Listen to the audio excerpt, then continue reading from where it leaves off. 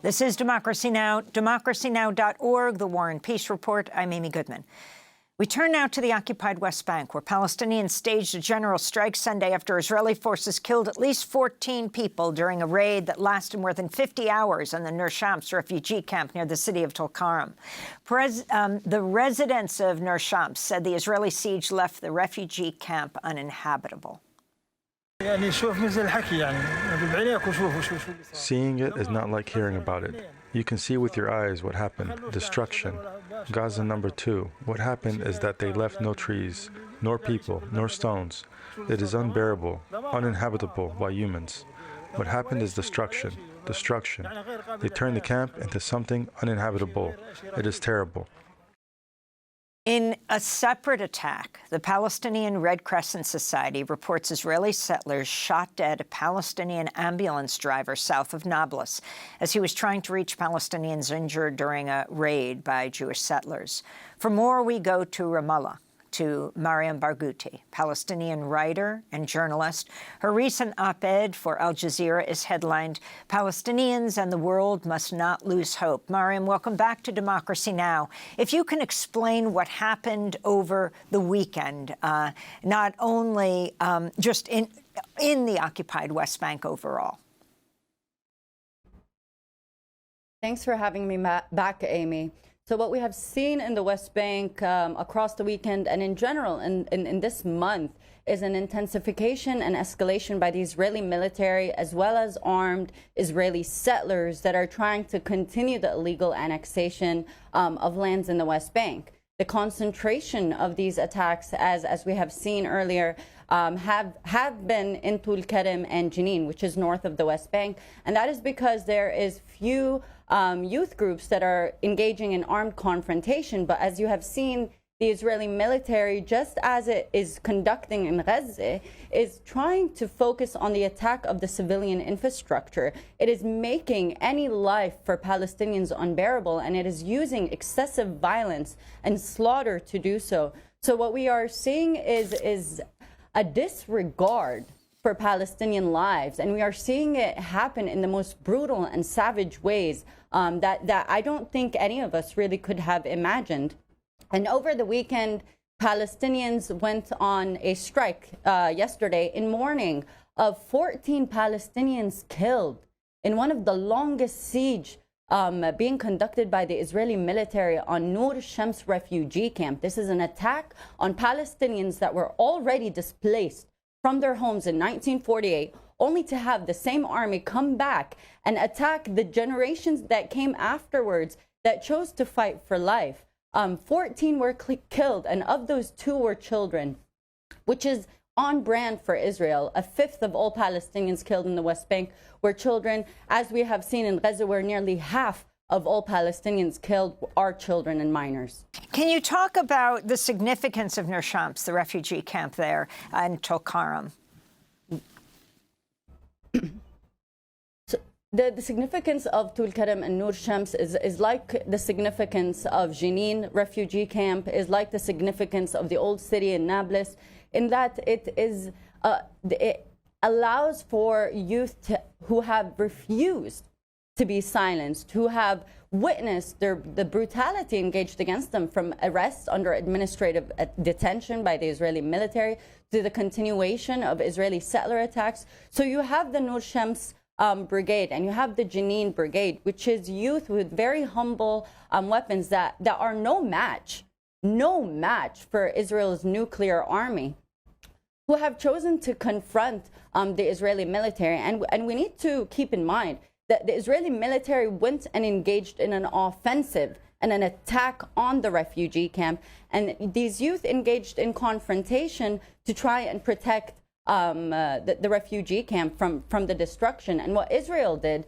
is go ahead and greenlight an attack on the civilian infrastructure in order to punish Palestinians in a punitive and collective measure, which again is part of Israel's policy in order to ensure the pushing out of Palestinians, in order to ensure the erasure of Palestinian existence, and to create the space to replace them by Israeli settlers. Mariam, the Biden administration is reportedly preparing to issue sanctions on Yehuda, an ultra-Orthodox Israeli military unit accused of committing human rights abuses against Palestinians in the occupied West Bank. Benjamin Netanyahu, the prime minister, has vowed to fight any sanctions on the battalion. The Guardian reports soldiers from the unit were accused in the death last year of Omar Assad, a 78-year-old U.S. citizen who died of a heart attack after being detained, bound, gagged, then abandoned by members of the unit. Can you tell us more about them? I mean, I think in this regard, it's really fruitless to give more attention to the Biden administration's symbolic gestures that are very hollow. Likewise, Benjamin Netanyahu is corrupt, known for corruption, has engaged in crimes against humanity. These sanctions mean nothing in light of the billions of dollars that the U.S. Congress just approved for Israel in support, again, for this military that is conducting crimes against humanity. And in regards to sanctions, in order to preserve citizenship rights, right, the dual citizen, let's go back to Shireen Abu Akleh, who is a journalist, was wearing a press vest that had the press insignia on it and still was shot and killed on May 11th, 2022 by the Israeli military. And until now, no accountability was held. None for Shireen Abu Akleh, who is press, who is a dual citizen with the United States and Palestinian.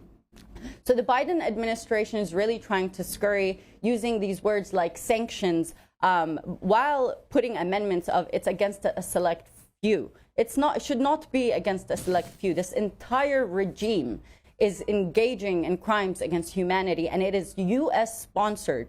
It is being paid for by American tax dollars, and the U.S. is also sending soldiers on the ground to engage in these crimes. So I think these are just hollow. I also wanted to get your response to the breaking news that Israel's chief of military intelligence has resigned. Major General Aharon Haliva is the first senior Israeli official to resign over Hamas's October 7th attack on Israel.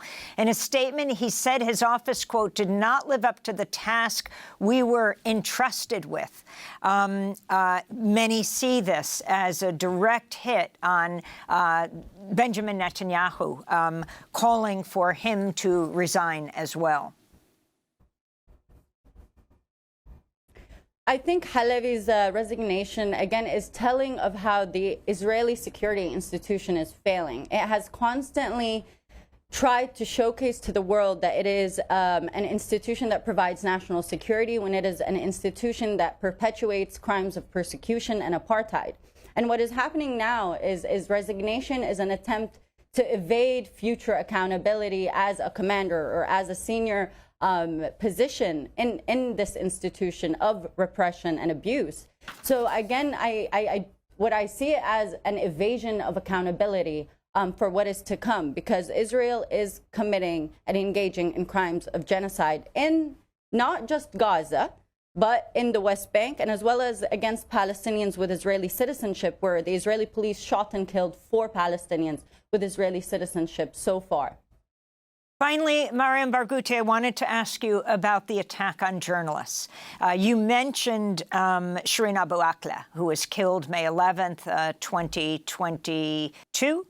But I wanted to ask you about the other journalists. I mean, it's about 100 Palestinian journalists who've been killed since October 7th. Thank you for asking that, Amy. The numbers are actually higher than that. It's closer to 135 Palestinian media personnel being attacked and killed since October 7th by the Israeli military. And this is really important because what Israel is doing is targeting journalists. It is not accidental. It is a strategic attack with precision in order to attempt and control the narrative of what is happening on the ground. And, you know, as Palestinian journalists, there's not a lot, right? There's few media personnel.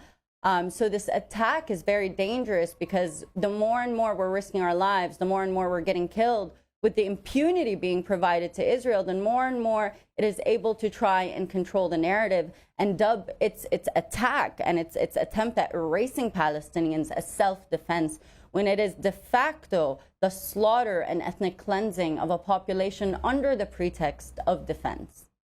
Mariam Barghouti, I want to thank you for being with us, Palestinian journalist in the occupied West Bank and Ramallah. We'll link to your piece at Al Jazeera, Palestinians and the World Must Not Lose Hope.